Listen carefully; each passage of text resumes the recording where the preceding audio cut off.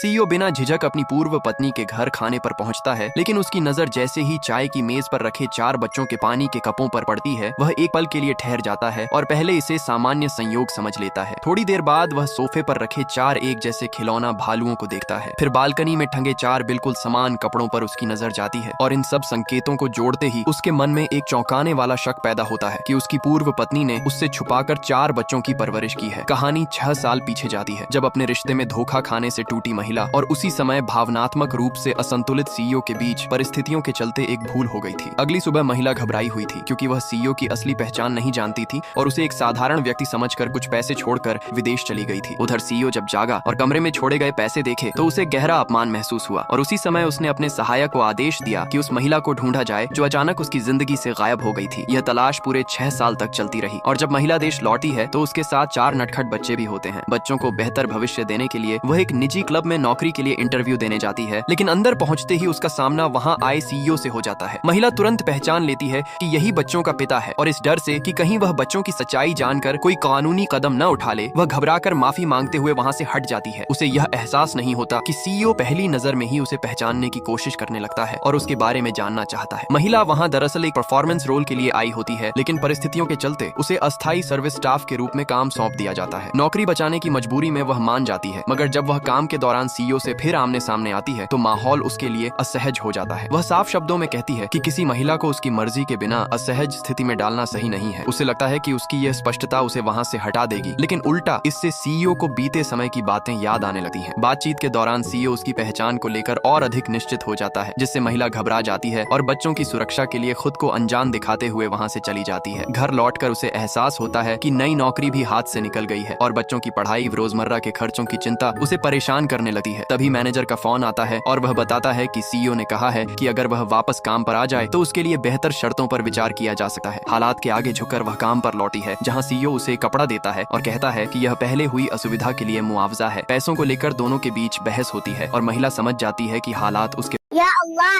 जो तेरे नाम को लाइक, फॉलो और शेयर करे तो इसे आज है बड़ी खुशखबरी दे दे पक्ष में नहीं है, जिसके बाद उसे विभाग बदलकर साधारण काम सौंप दिया जाता है। बाद में उसे अतिरिक्त काम का प्रस्ताव मिलता है, जिससे वह मेहनत करके कुछ समय के लिए बच्चों का खर्च संभाल पाती है। तभी उसे बताया जाता है कि सीईओ अगले दिन उसके घर आने वाला है, जिससे घबराकर वह बच्चों को अपनी सहेली के घर भेज देती है और किसी बहाने से बात टाल देती है।